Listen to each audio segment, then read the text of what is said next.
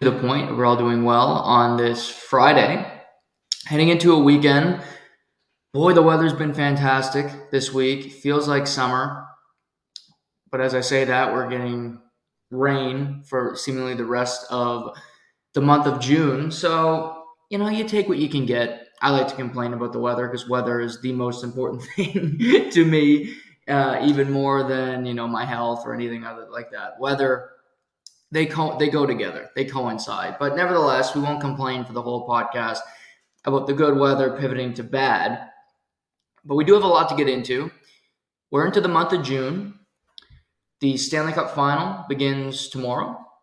We're going to tee that up today in the show. The NBA finals began last night. We're going to talk about that today on the show. There's a huge contract in the NBA for a coach, which I want to dive into, and just what the Detroit Pistons are doing. French Open is ongoing. Watched a lot of that this morning. Actually, quite a bit yesterday. 5-hour, 25-minute match between Jannik Sinner and Daniel Altmaier. Sinner gets upset. He's the 8th seed. Then this morning, Andrei Rublev, the 6th seed, he's bounced. So 2 top 10 seeds in the men's draw are eliminated. Medvedev is already out. He was the 2 seed. So it's completely wide open. Completely wide open. One half of the draw is seemingly loaded with talent with Djokovic and Carlos Alcaraz.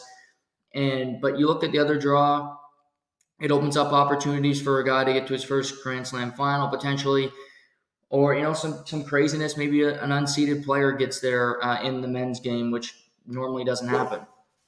Also, Bianca Andreescu is through to the 3rd round. I did not see this coming for her. She's been a virtual afterthought the last couple years in tennis, and she's finding a way to win. She beat Victoria Azarenka in the first round. She won in straight sets yesterday, so she's in good form. She looks confident. Who knows? Maybe she can find something here in Roland Garros. Not exactly a Grand Slam that she's had a ton of success at, but good to see from her. Denis Shapovalov is on court today. He'll be squaring off against Carlos Alcaraz, the number 1 player in the world. That's this afternoon. That should be a good one. Shapo's taken 5 sets in both his first 2 matches to get through. So we'll see what he has left in the tank playing against Alcaraz, who has looked pretty strong in the first 2 rounds of this tournament. The French is by far my least favorite major. It's because I don't find the clay as entertaining as the hard courts or grass.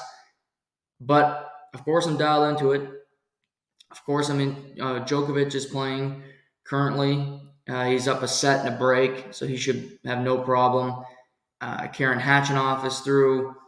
Tsitsipas is playing this afternoon. So some big names on court. Jessica Pegula, the number 3rd seed in the women's game, she's out. She's gone. She 6-1, 6-3 this morning, really beat badly. Sabalenka, who's been maybe the most consistent player in the women's game all year long. She won in Australia. She was through early. Rybakina, who lost to her in the final, then beat her actually on the clay court Master 1000 series, is also playing well on the other side of the draw, so that could be a potential final. We'll wait and see. But French Open's ongoing. That's been great. Before I tee up the Stanley Cup final and talk about the NBA final, Game 1 last night, this is fascinating to me. Brad Treliving's the new GM of the Leafs. I'll get to that in a minute. We knew that was coming. It's not all. He made a few comments that are somewhat interesting, but I'll get to that in a second. Don't really care. What interests me today, and I have to give this guy credit, Kyle Dubas is a genius by default. And here's what I mean by that. At first, we look Kyle Dubas, he's crying over his family. The fans have been so tough on them. They can't go to a grocery store to buy a carton of milk.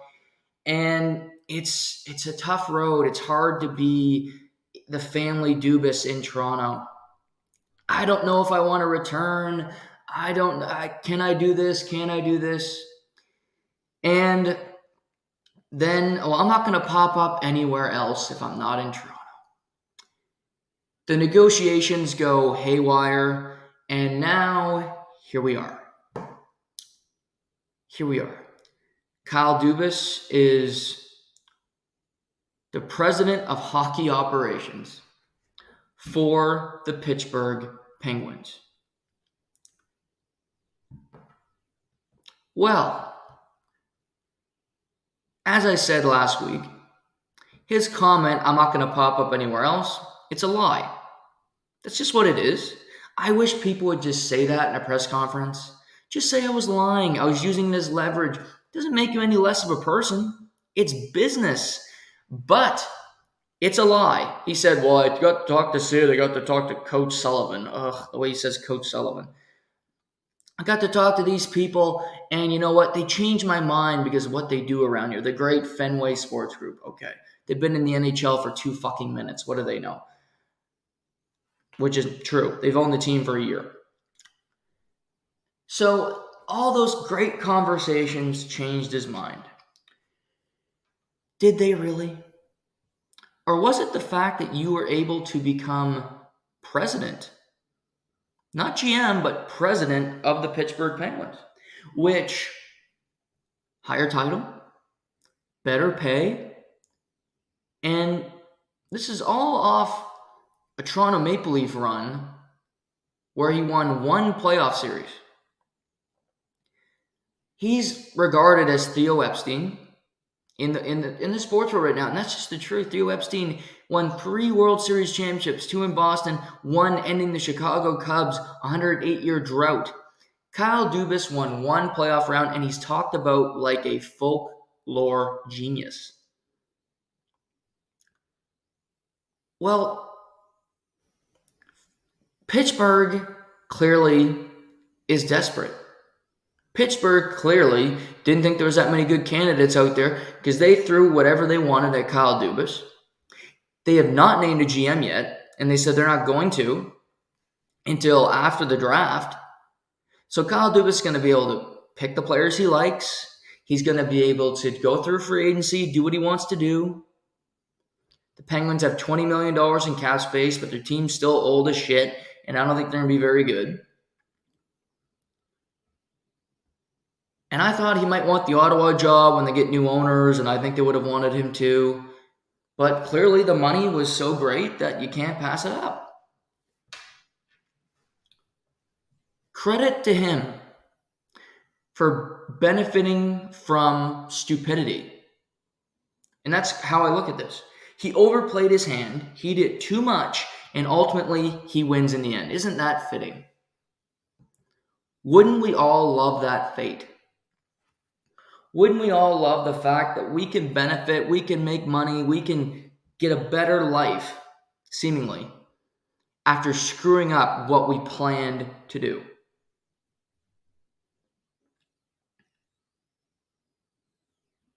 He takes over the Pittsburgh Penguins. More money, better job title. It's crazy to me. And they announce it 29 minutes before Brad Treliving was going to be introduced in Toronto. Not lost on me, by the way.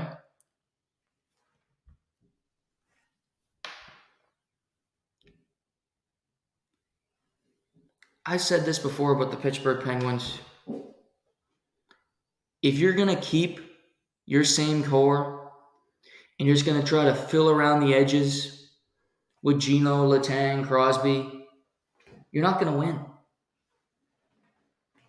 You're not going to win. You'll be mediocre. You can maybe make the playoffs.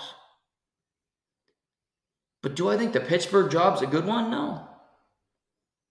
But good pay, you can't say no to a job. If you got crazy money coming your way and you got an ego and think you can fix it, maybe you can. I have my doubts. But credit to him. To me, he's now known as the default genius. because I think a lot of people labeled him as a genius, labeled him as this guy that did nothing wrong, didn't make a bad trade, and it was a complete farce. He had the media wrapped around his finger, which credit to him. And people were so sad that he left. Why? I don't know. But he now ends up in Pittsburgh. And you think he had Shanahan as his president. He now has Brendan Shanahan's role running the Pittsburgh Penguins. After going through a horrible negotiation, playing it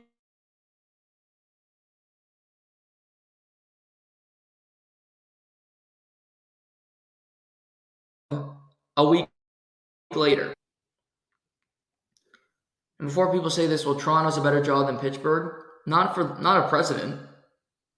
Toronto GM is not better than the president of any hockey team in the NHL, period. So he turned that into a better position. Credit to him.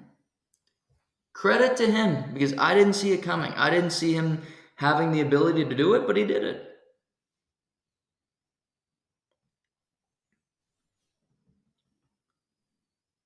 But he's going to have some decisions to make, but to think that you're just going to, okay, we got a draft and we got cap space, that's not going to get it done. You're not winning a cup with this team. It's old.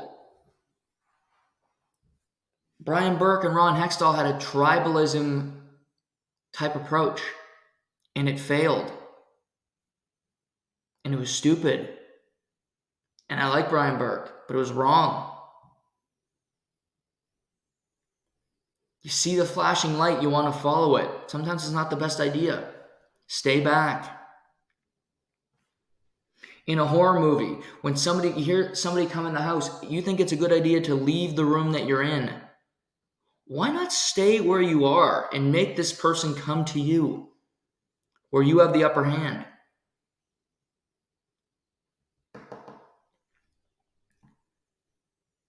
Anyway, I do think Kyle is a good executive. I don't think he's a great one because he hasn't proven he is yet. He now gets a second opportunity in Pittsburgh to see if he can have more success than he had in Toronto. And to me, success is very simple. Do you win in the playoffs?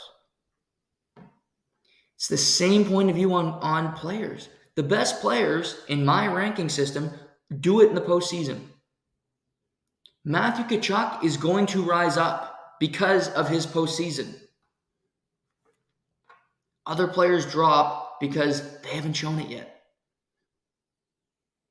As an executive, why did Ken Holland get the Edmonton job so easy, so early on? Because of his success in Detroit. Because he was a winner. Jason Botterill has been looking to become a GM of a team for the last 2-3 years since he was fired in Buffalo. He hasn't gotten one yet. Why? Because he wasn't that successful in Buffalo. Ownership was a shithole, but he's got that label on him. He can't get a gig. He's an assistant GM in Seattle. He wants to run the whole thing. He's not getting the opportunity. Sometimes it's about perception.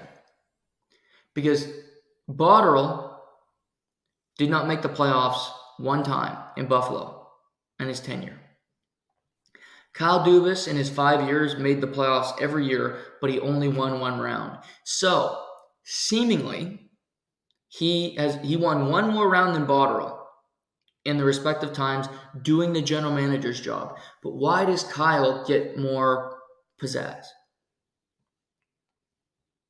I don't know. Making the playoffs is great, but you got to win. You got to do something when you get in.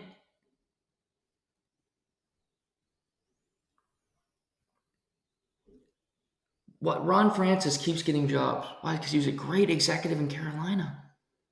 They always made the playoffs. They won the championship in 06 when he was AGM with Jimmy Rutherford. He goes to Seattle. He's building an expansion team. They're already threatening. Their American League team is in the conference finals. Coachella Valley. They're developing prospects. Forgot to check if they won last night. I'm going to do it right now on the air. They lost 2-2. Best of 7. They're playing Milwaukee. But they're in the conference final. Seattle was in the second round. He's building a program.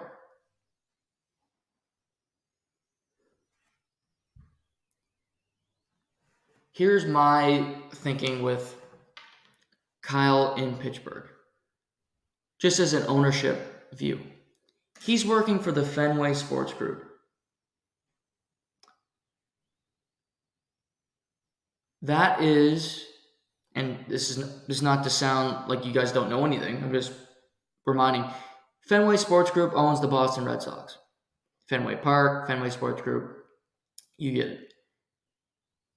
The Fenway Sports Group and the Boston Red Sox fire people left, right, and center. They do things that you wouldn't think that would make any sense. Do you remember back in the Red Sox, they won that World Series 2018, I believe. They won it in 2018, scandal 2019.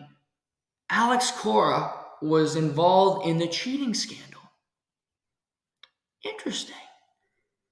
Well, what did the Houston Astros do? They fired AJ Hinch. They fired Jeff Luhnow. Gone. The Boston Red Sox fired Alex Cora, yes. For 1 year to serve out the suspension, the 1 year suspension after he was fired. And they brought him back a year later, and he's their manager now. They don't care. They brought in the former manager of the Blue Jays to come. He won a World Series. He was fired a year later. They get executives. They let Theo Epstein walk. They do crazy. They want what at Fenway Sports Group. It's about winning. It's about winning, and they don't give you a long leash before they wring your fucking neck. That sounds harsh. I don't mean it to be, but it's just the way it works.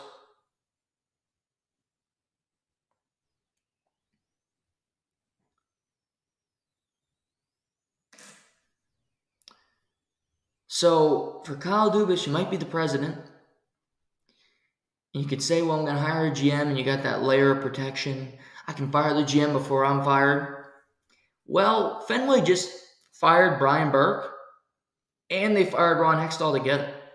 President and GM.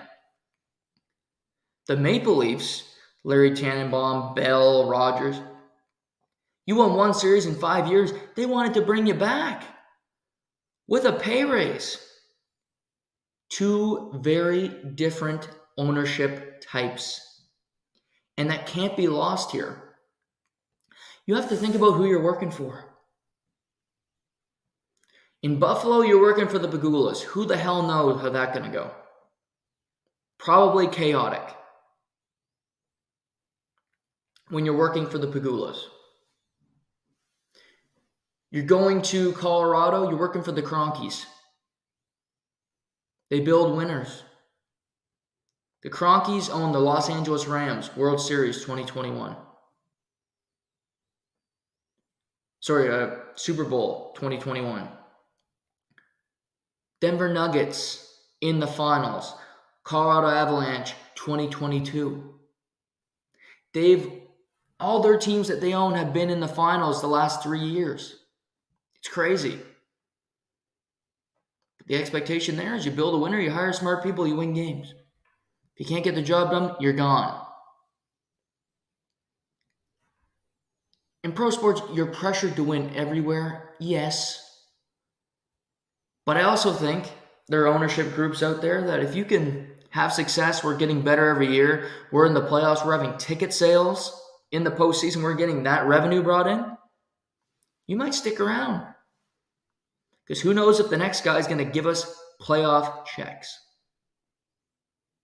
There's no guarantee of that.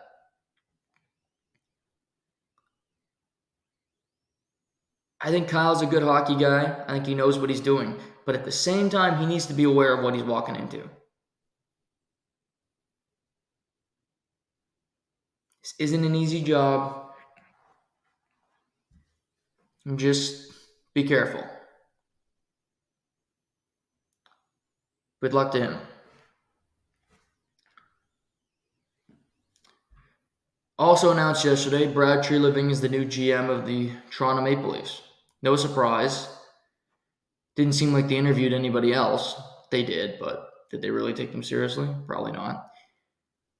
Treliving, 9 years in Calgary, lots of experience, and they needed a guy with experience to come in because this is an interesting spot for the Maple Leafs organization moving forward. They have the Austin Matthews decision, contract. Do they want to trade a big player by Mitch Marner before July 1, which is 29 days away? What is the team going to do? Well, Brad Treliving said he's going to be on a flight going to Arizona to meet with Austin Matthews in the not too distant future to talk about what he wants to do. He also said he's got a great relationship with Matthews' agent. That's nice. He said, sometimes you don't got to break up a core to win, kind of signaling maybe the Big Four will be around again next year.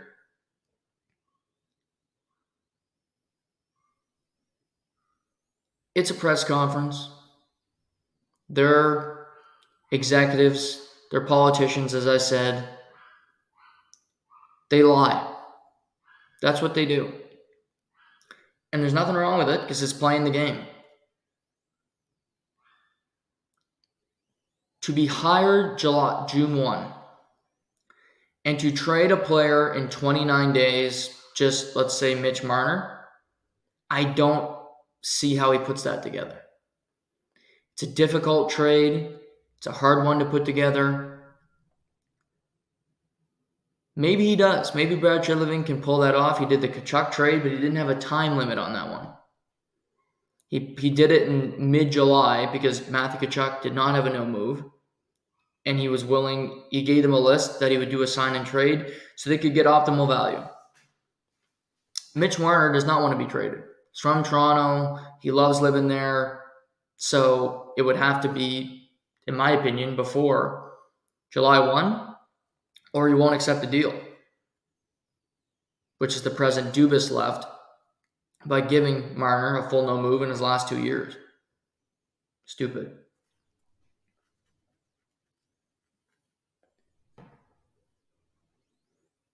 So the more I think of it, if you're going to break it up, Tavares full no move, you sign Matthews, he's not going to leave. William Nylander may be the odd man out, and it's the stupidest trade to make.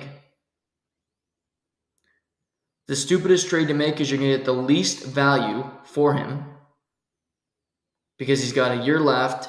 He might not want to re-sign with the new team, and he's the worst of the bunch. And he's not the biggest problem. But sometimes you make change just for change's sake. And although Brad Treliving said yesterday that's not his philosophy, I don't know. I would find it stupid to go into a job and look around and say, the person who just had my job had all these people running the company. All these people at their respective positions, and you know what? We didn't make a dime. We were losing money. We weren't winning. Let's not say you're losing money. We're breaking even every year because that's basically what the Leafs do. They make the playoffs, they lose in the first round, other than this year. So we're breaking even every year. We're not making any money. So I'm going to come into my new job, my new position, And you know what? I'm going to do the exact same things as the old guy who had this job. Am I going to do it any better? I think you have the same results. Because you're doing the same process. You have the same people at the same positions. Why would anything change? Why would things change? I don't think they would.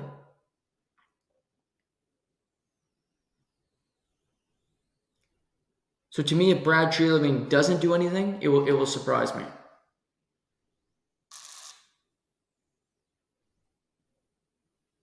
To me, he's in a position where he has to do something.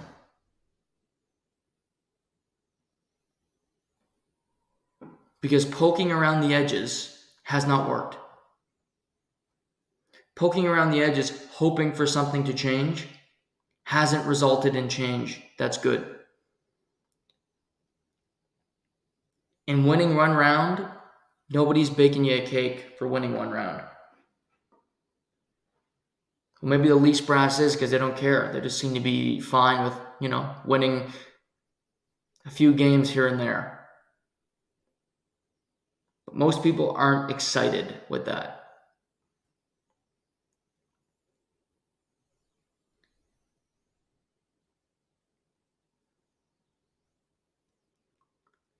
Brad Treliving's experienced. He's had to make big trades like the Tkachuk deal. And he seemed to be the perfect fit for the job.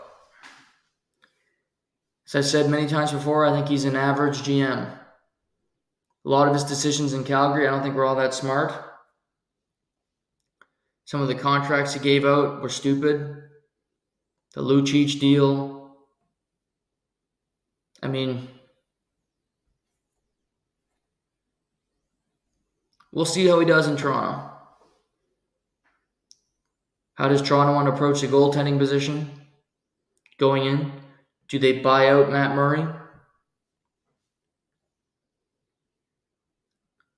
What does he do on the back end? Do they ask Mark Giordano to retire? All interesting thoughts. Another little interesting wrinkle. Does Jason Spezza end up in Pittsburgh with Kyle Dubas? I'm wondering that. It would be an easy hire for Dubas because they're best friends, but if I'm Spezza, like I said before, I want to kind of have my own thoughts, go somewhere where I'm not connected to a guy the rest of my career. Where I can be independent. Where I can make decisions where it doesn't look like everything I do is connected to Kyle Dubas.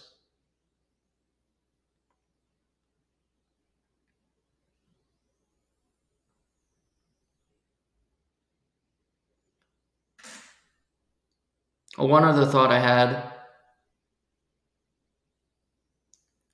Treliving was non-committal on Keefe.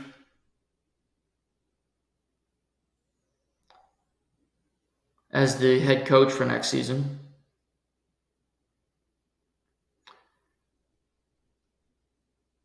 I don't know. It doesn't sound like he's going to come back.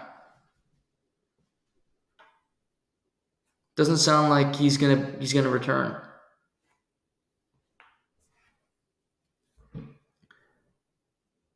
Which doesn't surprise me because you'd want your own guy. You want your own person in charge, but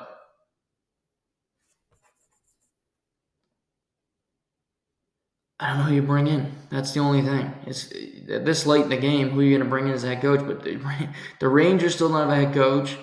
Anaheim still doesn't have a head coach. Columbus. I mean, this is crazy. These teams have been out for 2 months. Same thing in the NBA. There's teams that still don't, that haven't, the Raptors haven't played since April. They don't have a head coach. And the NBA draft is sooner than the NHL.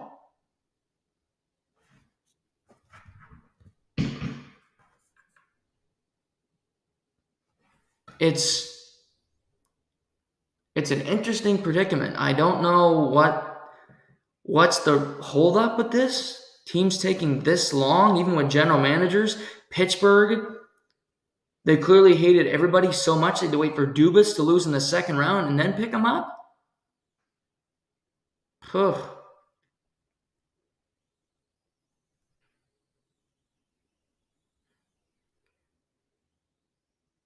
I just know these decisions. I'd want to make a decision by now. If I'm Sheldon Keefe, I'm pissed off if I know I could have gotten a job and now I might not get one because you fired me too late in the game. Yeah, I'm going to get paid for a year, but I still want to coach. I don't want my value to drop.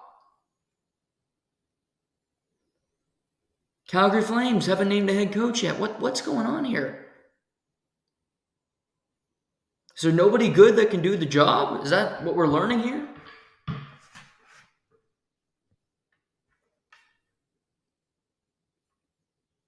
It's a weird predict. I've never seen it go this long in the game where these many teams, less than a month away from a draft, don't have a head coach. And yes, head coaches don't make draft picks, but guess what? They sit on the floor with the team. I think they know a little bit about the prospects. How about Anaheim? You're going to have a coach. You got the second pick in the draft. You got to have somebody on the floor, a head coach, to go give this player the jersey. Shake his hand and welcome. Welcome, Adam Fantilli. Welcome to our team.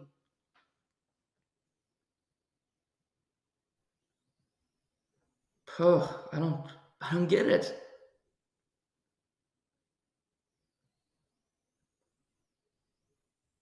Oh, another development for the Leafs. Forgot this too. Brad Treliving, this is actually a good question from a media member. I'll give them credit for once because normally the Leafs questions are garbage from the media people. They said, Brad Treliving said he's going to have no impact on the draft. That was part of the deal with the Calgary Flames. He'll have no input on the draft and he'll be basically the GM effective July 1 free agency, but he'll have no impact on the draft. Which makes sense, because that was one of my thoughts of, well, if Brad Treliving, who scouted players last year as well for the Flames, if he likes a bunch of these guys, and the scouts for the Leafs, who have been doing it all year, they're like, hey, we like this player. They're like, we like this player. You might clash with your fundamental and with your line of thinking there. So I don't know, but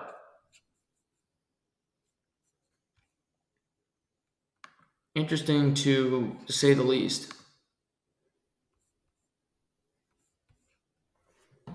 But good to get that clarification, because I would think that Treliving would have his own thoughts on draft picks and where he wants to go. And clearly, the Calgary Flames don't want him to have any input with the Toronto Maple Leafs. So he'll wait till next year's draft to make some picks. But these decisions on GMs, coaches, I've never seen it like this.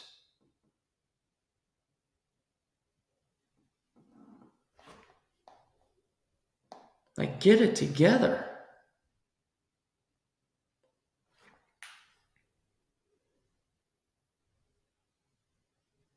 I don't know. And I'm looking now just to see if there's anything announced or any head coaching news. Nothing. Quiet. I do think there could be one today. It is Friday. People love a Friday news dump. But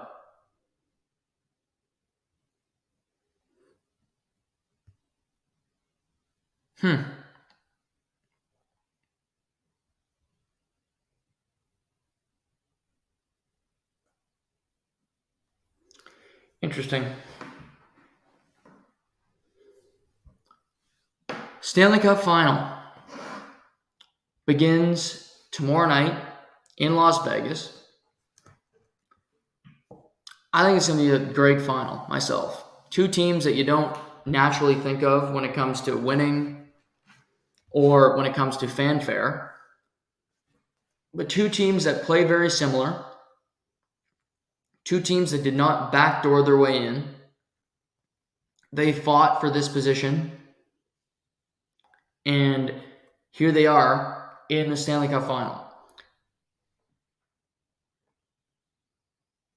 Just looking at the two teams. In net, you give the clear advantage to the Florida Panthers. Sergei Bobrovsky's been the best, you could argue the best player in the entire postseason. He's won 11 of his last 12 starts. He's got a .935 save percentage in that run. And he's been virtually unbeatable. Every game, he's rock solid. He doesn't give up bad goals. And he's been a machine in between the pipes.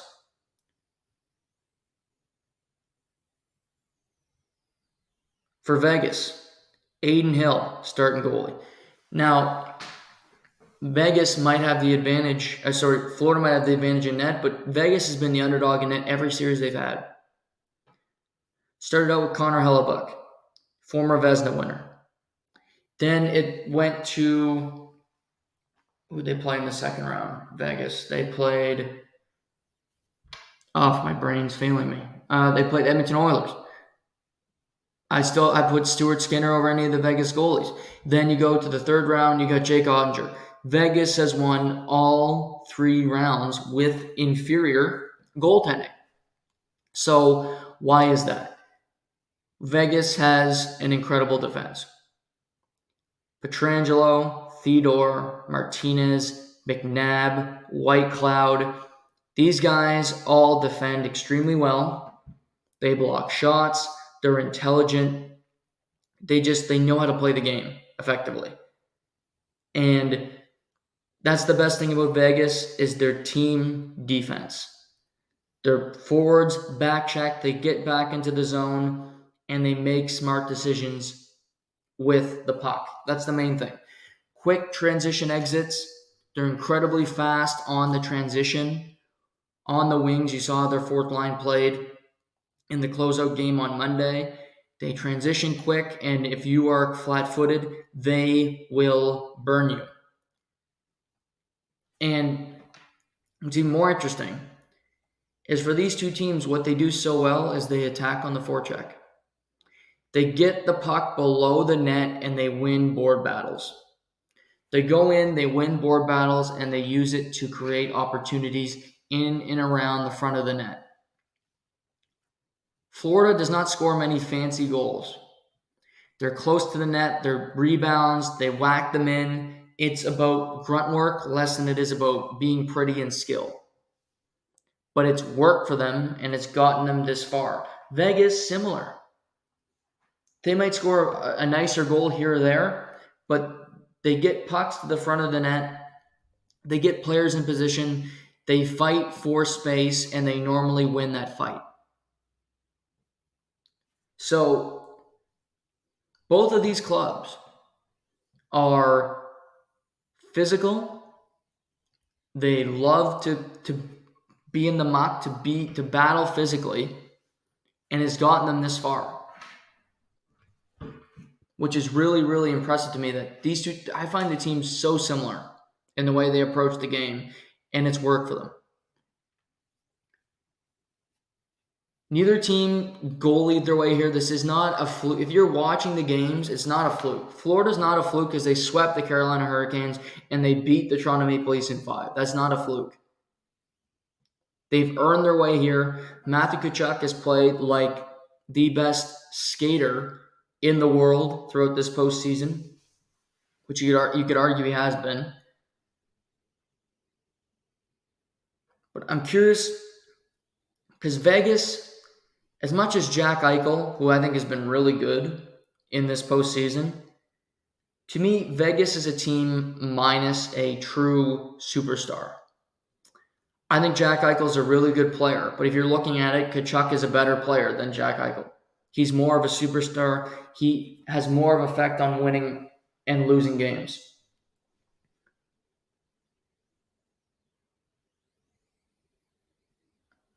But Jack Eichel, Marchessault, Bill Karlsson, Vegas can come at you in waves. They have 4 lines that can play, and so do the Florida Panthers.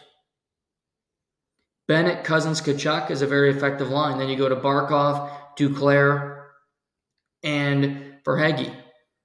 Reinhart, Luosterainen, Lundell, very good line. Then you get to your 4th line with Lomberg and the guys who crash and bang down there.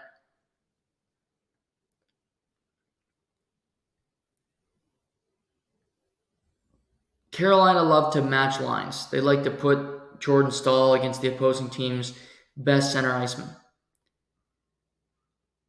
I don't think either team's going to do this. I don't think either team has to.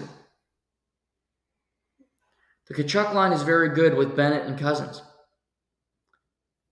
But I'm not working my way to get a certain center. I might want Mark Stone on the ice against Tkachuk and see if he can limit him a little bit. But that's not usually Bruce Cassidy's MO. That's not Paul Maurice's MO. This might be a free-flowing series and see where it goes.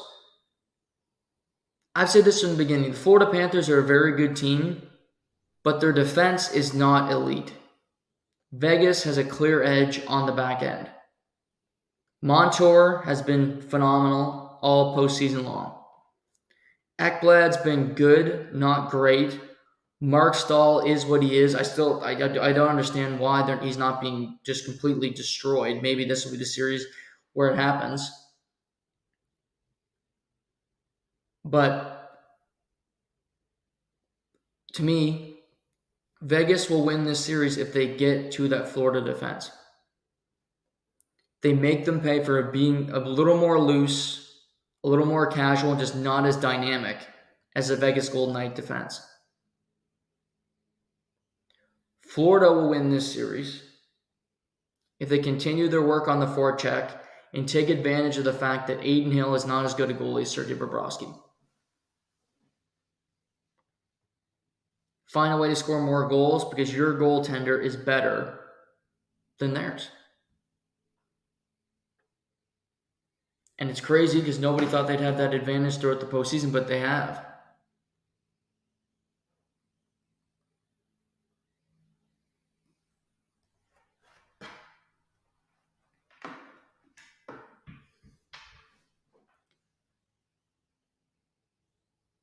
But I think for Vegas, it's very important that they win game 1. And the reason I say that is Florida has not played since last Wednesday. A week ago Wednesday, that's the last time the Florida Panthers played. And maybe looking at the Denver Nuggets last night, that can be an advantage because they played great. But having a week and a half off this time of year, I don't think is a huge advantage. Vegas has been off since Monday, which is a perfect break. But I wouldn't want the team that's legs might be a little heavy, that won't be as prepared,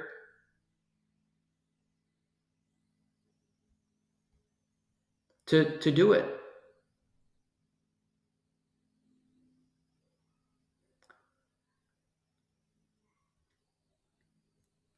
Because I believe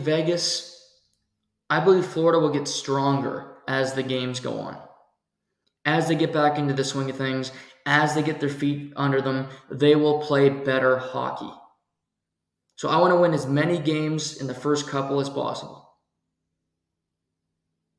You also want to keep home ice, because Florida's been great on the road. They won 3 games in Boston. They won 3 games in Toronto. They won 2 games in Carolina. They've won 8 road games in the postseason thus far, the Florida Panthers. Really impressive stuff. So it will not faze them to start this series on the road because they've started every series on the road. Vegas has started every series at home.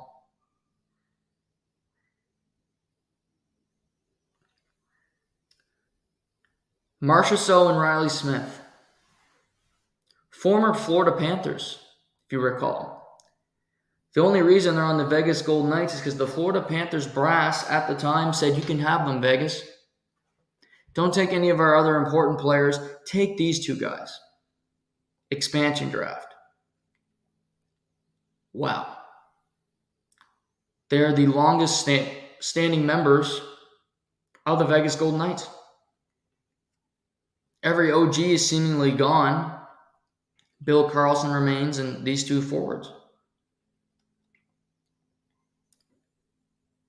It's a revenge series of sorts.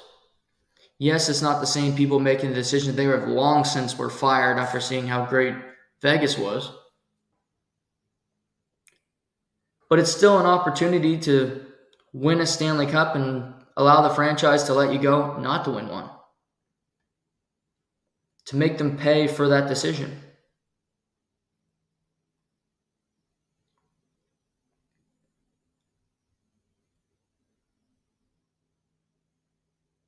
Interesting series. Alex Pietrangelo is looking for his second Stanley Cup. An already great career. If he could win one in St. Louis, win one in Vegas, will surely help his Hall of Fame chances, potentially. Jack Eichel has never made the playoffs until this year of his career. Makes the Stanley Cup final the first time he gets to the postseason. Imagine you win the Stanley Cup. Jack Eichel could win a Stanley Cup before Connor McDavid, before Austin Matthews, before all these others. Wouldn't that be something? Both of these franchises have never won a Stanley Cup. Both franchises are in their second Stanley Cup Finals appearance. Bruce Cassidy, Paul Maurice have both been in one Stanley Cup Final. They both lost them. Paul Maurice, 2002. Bruce Cassidy, 2019. Something's going to give. There's a lot of weird connections in this series.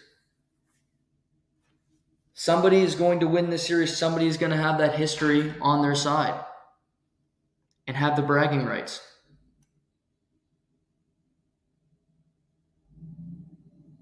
I view this as a will series.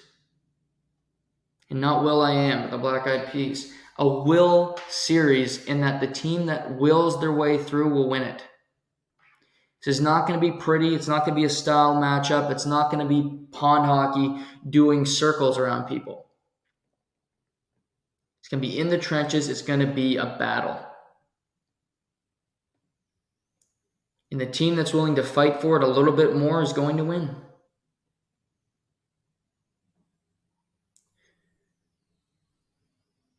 And I've been thinking about it for the last couple days. The teams are so similar. I had Vegas winning their conference final. I had Carolina beating Florida. I've underestimated Florida the entire postseason. Tkachuk is a star, superstar.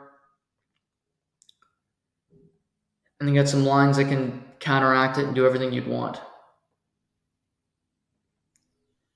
But I also love Vegas' depth. And they have a whole bunch of guys that can score goals if you need them to.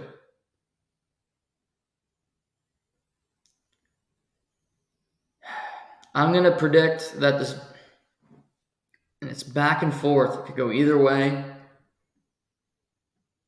I'm going to pick the Vegas Golden Knights in 6 games.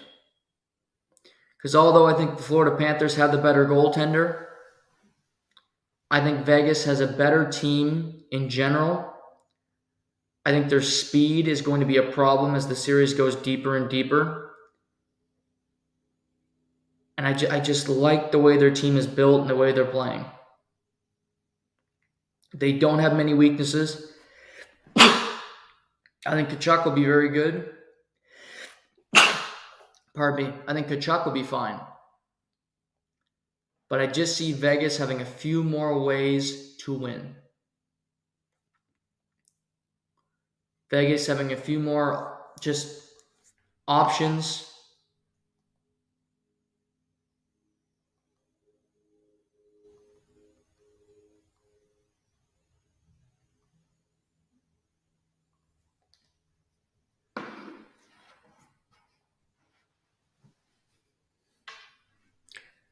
But I think it's going to be a great series. I got Vegas in 6.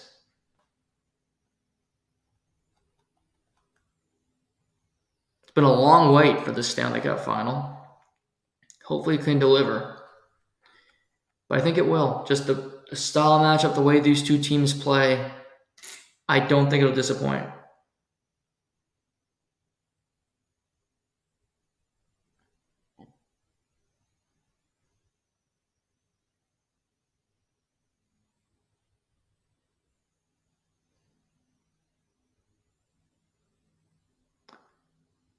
That begins tomorrow night. Game 1, live from Vegas, 9 o'clock start. Every game is 9 o'clock start, which is good. Because it's like a 6 o'clock start in Vegas, so that's not exactly prime time out there, but you gotta keep that East Coast audience happy. So prime time out east. Let's pivot to the NBA. Game 1 last night in Denver, Colorado.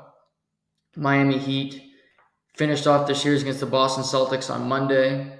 So they did not get much of a break. They had to fly from Boston to Denver, try to get used to the altitude, and be prepared to play a game. Well, until the fourth quarter, the Denver Nuggets were head and shoulders the better team, and it didn't even look close last night. And I think it depends how you look at the game. In the fourth quarter, I think the Denver Nuggets fell asleep. A lot of their players did not play great basketball, and they might have gotten tired after not playing for a week and a half, like I think the Florida Panthers will look tomorrow night at times. Early, the Miami Heat did not know what to do with Nikola Jokic, and they never really figured him out the entire game. He had 10 points in the first half, but he nearly had a triple-double, and he was doing whatever he wanted. He went to the top of the key, he used that high screen, and he kept finding teammates.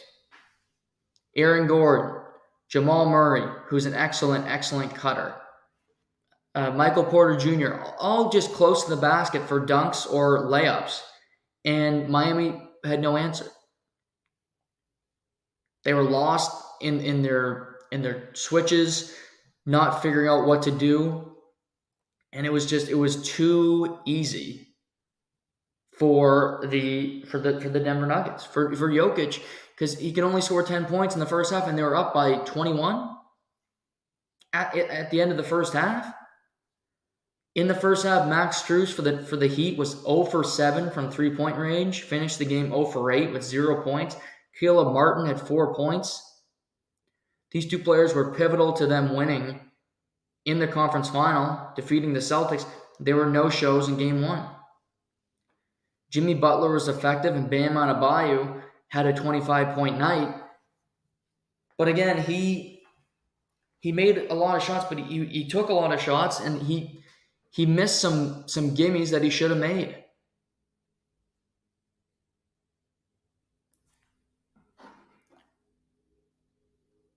If I was the Miami Heat, my biggest concern today, and it's something you can't change, it's your size of your team. Jokic is 7 feet tall. He's a big man. Aaron Gordon is a power forward, and he is big, and he's hard to deal with in the paint. He gets offensive rebounds, and he keeps plays going. He only had 6 rebounds last night, but I thought he was fantastic in the first half, and he played great defensively in the second half. But look, Jokic had 10 boards. Michael Porter Jr., who's completely changed his game. He's now he had 13 rebounds last night. Led the team in rebounds. Bruce Brown had 5 rebounds off the bench. They're big. Bam Adebayo had 13. But Caleb Martin had 4. Strus only had 5. It was just the bench for Miami was their biggest success. Highsmith had 18 points. Lowry had 11. For the Miami Heat, they need to figure out what to do when it comes to size, because I think that's their biggest problem. Who is Aaron Gordon? Who are you going to put on Aaron Gordon in the paint? It might have to be Jimmy, the way the team looks currently. Because Caleb Martin, I don't think he can do that matchup. Bam is going to take Jokic. Vincent, no. Strus, no. So you need to figure out who is going to be on these guys in the paint, who can limit their offensive rebounds, who can limit their activity to keep plays alive. What would make, if I was a Miami fan, I'd be calm. I don't see Strus going 0 for 8 from three-point range in Game 2. He hasn't done it all postseason long. He hasn't been that horrible. So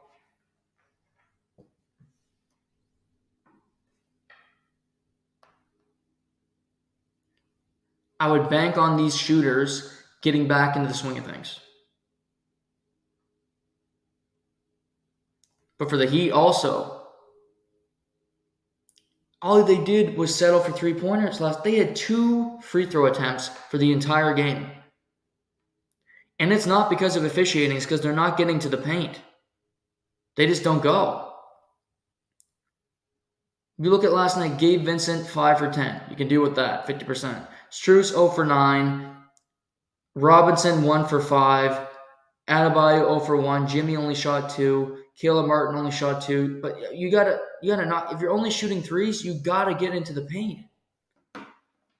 And they started to do it in the fourth quarter, but it's too late then. The game was over by then. You're not going to stop Jokic with the way that the Heat are built. No team is. I mean, the Lakers thought they had shut down Jokic, and they didn't. That was a farce.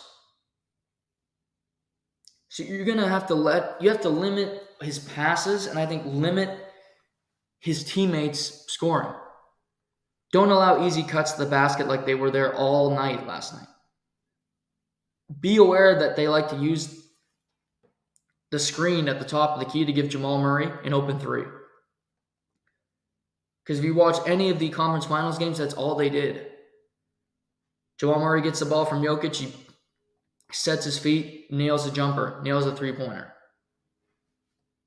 So that was all on tape from the conference finals. They didn't change much of how they like to play their game last night. The rotation's very similar. But be aware, and I think it's just about effort on the defensive end. Do not allow offensive rebounds. Do not allow the Nuggets to beat you so badly in that category, because you're not going to win if you do.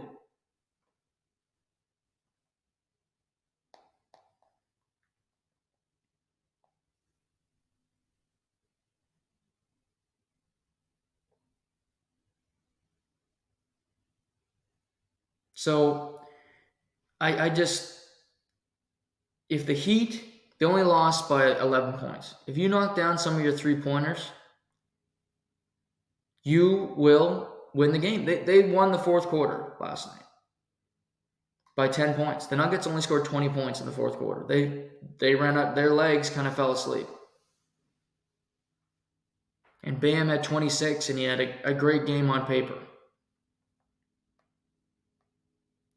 13 for 25 shooting, which is good, but I think he had to be 18 last night. He had to be 18 for 25 because a lot of his shots weren't far away from the basket. They weren't difficult looks. And I think the Denver Nuggets were perfectly fine letting Bam Adebayo score points. Jokic, do whatever you want offensively. If your defense is a little piss poor, we're okay with that. Because we know what you bring on the other end, which is invaluable to our team.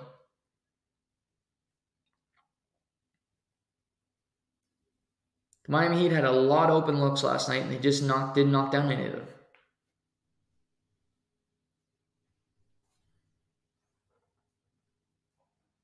They have 3 days now to sit in Denver, get used to the altitude a little bit more, and be prepared for Game 2 on Sunday.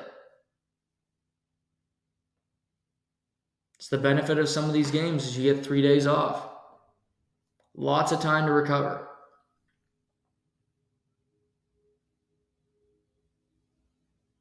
They play Sunday, then they don't play till Wednesday. Back in Miami. Game 4 on Saturday, I believe, maybe. It should be Friday, but might not be.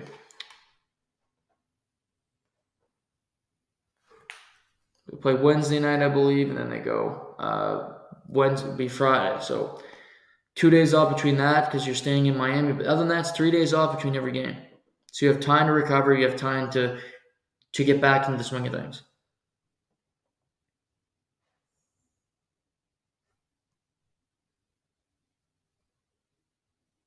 But it got interesting in the fourth quarter. But really, it was a blowout last night.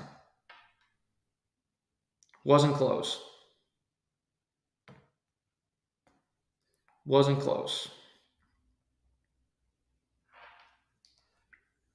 Other NBA news. Monty Williams, who was fired by the Phoenix Suns a few weeks ago, following their second round loss to the Denver Nuggets. They fired Monty Williams. He's on the open market. Nick Nurse goes to the 76ers. Adrian Griffin goes to the Bucks. And then there's still the Raptors job is still out there. There's still a couple other, the Phoenix Suns still don't have a head coach, so obviously not going to rehire Monty Williams, but there's some jobs. Then there's the Detroit Pistons, who had Dwayne Casey for a number of years, who's still under contract, but he's pivoting to the front office. So they need a new head coach. They gave Monty Williams, who is a former coach of the year, who had a lot of success in Phoenix, a 6-year, $78.5 million deal. The richest deal to a head coach in NBA history. $13 million a year for Monty Williams.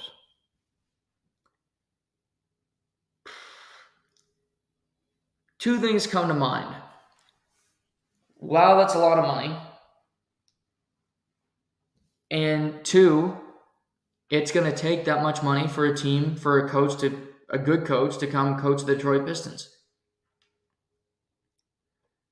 Detroit Pistons used to be a team that you would want to go coach. The bad boys, the tough Pistons in 2004. Now the Pistons are a joke.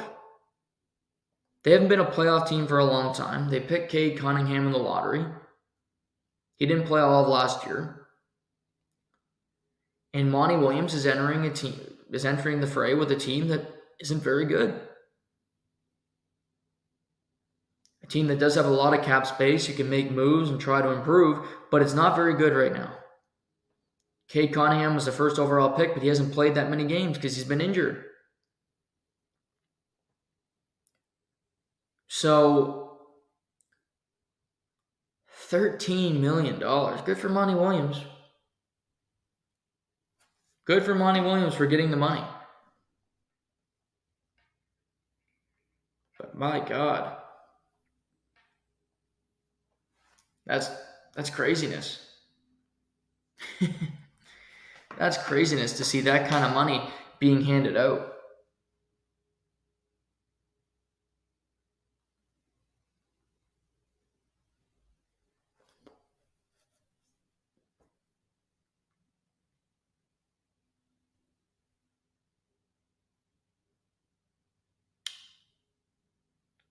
But good for him. As I think about it here in silence, I don't. 13 million. He's going to make more money than some of his players. Which I don't know if that sits well. Happens in the NFL too. I mean, Bill Belichick makes over $20 million a year. He'd make more than some of his players. Most of his players, actually.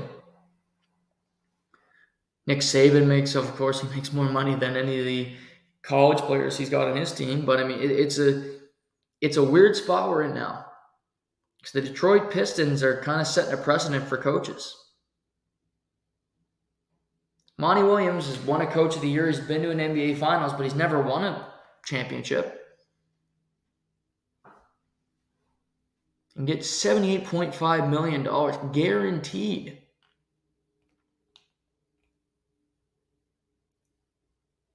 I mean, you're getting the job. He's got to go coach, but if you get fired after 3, you're getting the rest of that money.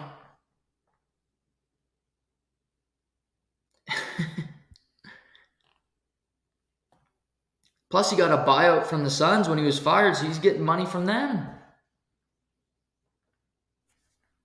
What a play for him. Maybe he's the default genius and not Kyle Dubas. Because that's something else.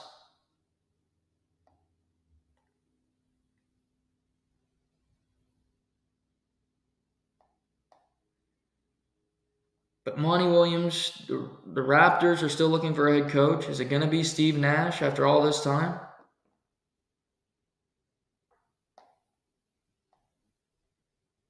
Again, the Anaheim Ducks, Columbus Blue Jackets, Calgary Flames, New York Rangers. Who's getting these gigs?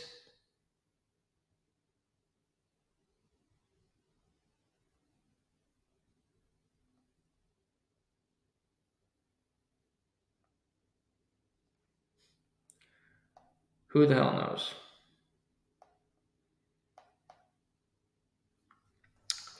Let's talk some baseball for a second. We're into June,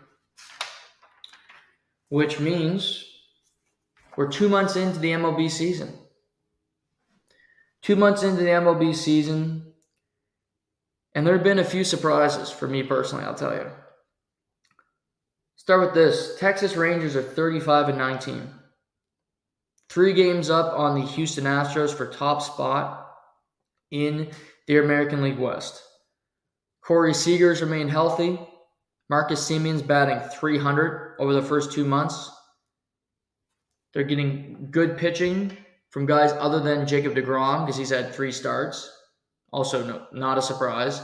Nathan Eovaldi has 7 wins, which is second in Major League Baseball behind only Shane McClanahan of the Tampa Bay Rays.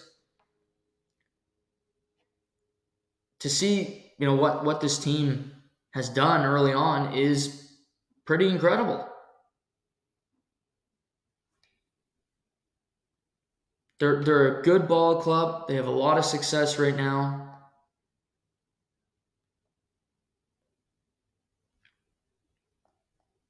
And they're just a confident team. They're playing really good baseball. That's a surprise, Texas Rangers. Surprise on the negative end. Seattle Mariners are 29-27.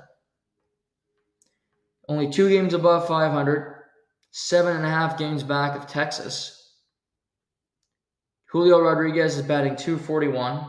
The team batting average is .234. And every starter has an ERA over .330. I expected this team to build off of last year, to be the second best team in this division, to be better than Texas, to contend with Houston. Houston lost Justin Verlander. They lost pieces off this team. But currently, Seattle is tied with the Los Angeles Angels of Anaheim for 3rd in the division. That's not a place you want to be. The Angels are always in the mix, 3rd or 4th. They're always just there. Maybe Seattle can find some form. They have the All-Star game is in Seattle this summer. But they need to find it here. Find some success. Luis Castillo hasn't been all that good this year. He was their hopeful to be their guy. George Kirby leads the team in wins, and he leads the team in earned run average. So let's see it, but Seattle's surprising to me. Another one. Blue Jays are 4th in the American League East. That's surprising. They're right there with the Red Sox. Neck and neck, the Red Sox and the Blue Jays. That's surprising. Alek Manoah, might be time for him to head to the minors. Kikuchi hasn't been all that great. Bo Bichette is having the best season batting of his career so far. He's been iffy in the field. Their bullpen's been hit or miss. Kevin Kiermaier's been as great as you could ask a player to be coming in off a serious injury. to me, to see this team where they are, it can't help but be surprising. 30-27. They got a long way to go. I get that. But, I mean, they are 9.5 back of the Tampa Bay Rays, and it's June 2nd. That's a hike. They're behind the Baltimore Orioles. They're behind the New York Yankees. And I think they're a better team than the New York Yankees in particular. But Aaron Judge, credit to him, has 18 home runs in 57 games, which is exactly what he had at this time last year. Which I didn't think he would. I still don't think he's going to hit 62 again this year, but he's had as good a start. He's batting .298. Anthony Rizzo is batting .300 on the season. He's having a renaissance. Garrett Cole's pitching like an ace. And they're better than the Blue Jays right now. Judge has 39 runs batted in.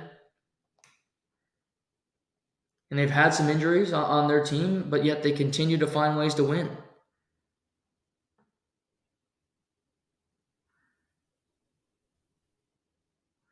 Chicago White Sox are 12 games under 500. That surprised me. They're awful. They're terrible. The best thing they have going for them right now is the Liam Hendriks story coming back from non-Hodgkin's lymphoma. He missed 5 months, but he's 5 months removed from having cancer. He's playing baseball games. Incredible story. The Detroit Tigers are second in that division. That surprises me because the American League Central is horrible. They have the same record as the Minnesota Twins lead the division. They have the same record as the Blue Jays. The Blue Jays will be leading that division, but that's not how it works. The Twins currently lead it. Joey Gallo leads the team in home runs. Their leader in batting average is Byron Buxton with .220. That's not a joke. Their leader in batting average hits .220 for the minimum plate appearances.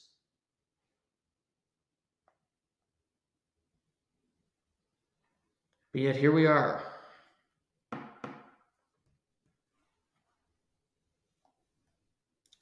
What else? Mets and Marlins have the same record. That's surprising to me. The Marlins lead Major League Baseball in one-run games. They're 18-4 in one-run games. Impressive. Luis Arias, who they got from the Minnesota Twins, is batting .382.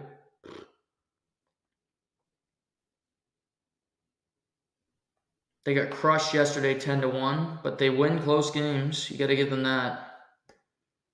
Jorge Soler's got 17 home runs. An off-season addition. That's surprising to me.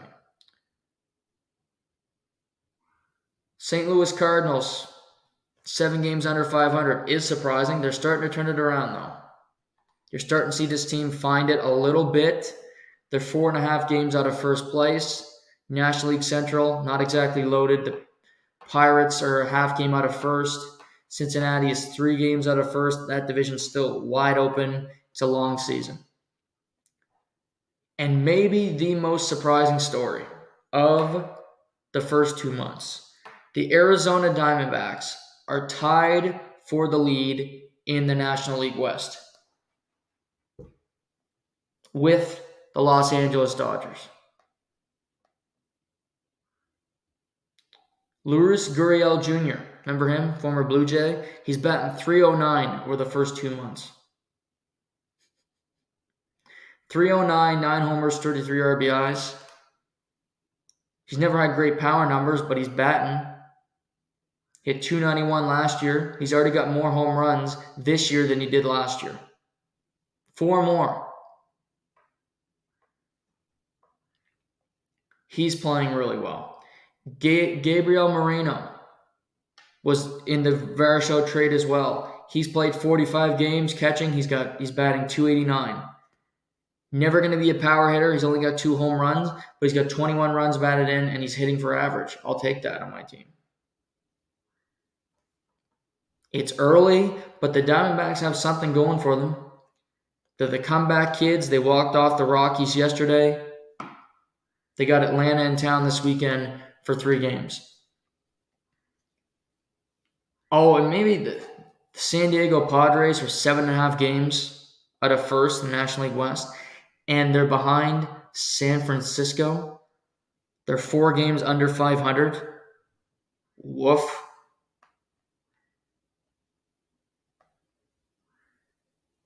You look at Joe Musgrove, Blake Snell, all these guys over 4 ERAs. Tatis is batting .253. Soto is batting .259. I'm not giving up on the Padres yet because they're a team full of talent, but very disappointing over the first 2 months. Interesting series this weekend. Cardinals-Pirates division series, but again, I think it's interesting because these 2 teams both need the wins. The Blue Jays are playing the Metropolitans. That's always fun. You get to see, now every team plays every team. I love it. Every sport does it. It's the smart way to go. Seattle's in Texas. Angels are in Houston. Shohei Ohtani on the mound, I believe tonight. I watched part of that game last night where the Astros beat the Angels.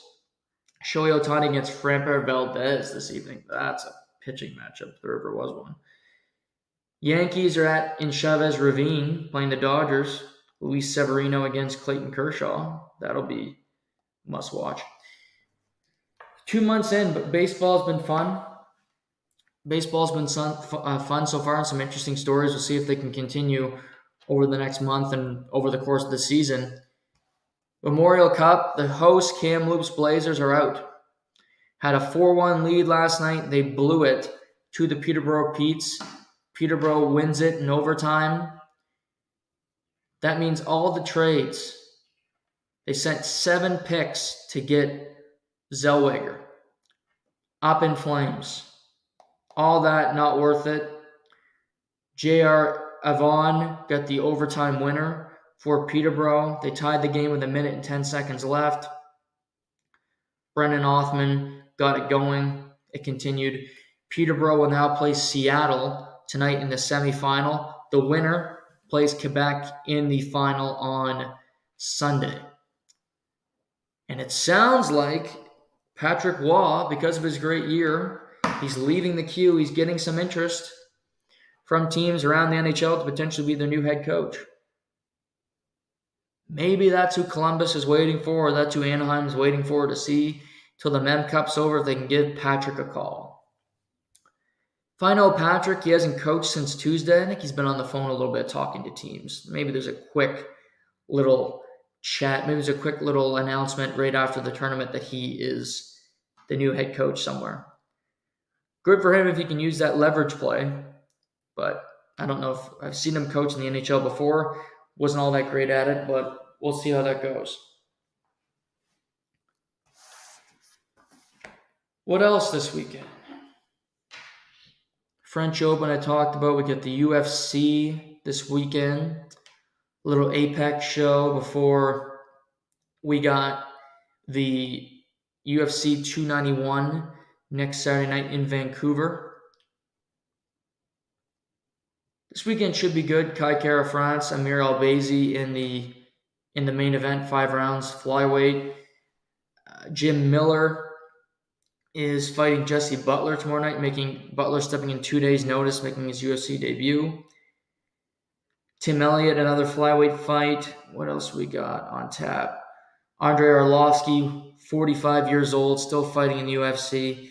He's on the prelims tomorrow. Jamie Malarkey's a fun fighter. So, we got baseball this weekend. We got the Stanley Cup Final starting up. We got the NBA Finals on Sunday. UFC tomorrow, the Memorial. The Memorial down in Ohio. Currently, Hideki Matsuyama is the leader. He shot 7 under today after just shooting even par yesterday. David Lipsky's in second place. Patrick Cantlay shot that's 5 under. Sepp Straka. But still a lot of players to come out today. Rory McIlroy and Jordan Spieth are both at 3 under with their round today. This afternoon you'll get Sung Jae Im, Danny Willett, Shane Lowry. Adam Hadwin shot 3 under yesterday, so he's currently in 6th place. Matt Wallace, he's 4 under par. So you got some guys. We'll see what they can do. See what they can do today. Any big names that look like they might be missing the cut today? Take a peek. Mackenzie Hughes is going to miss the putt. The Canadian. Justin Thomas is going to miss the cut again. He's had a tough go this season.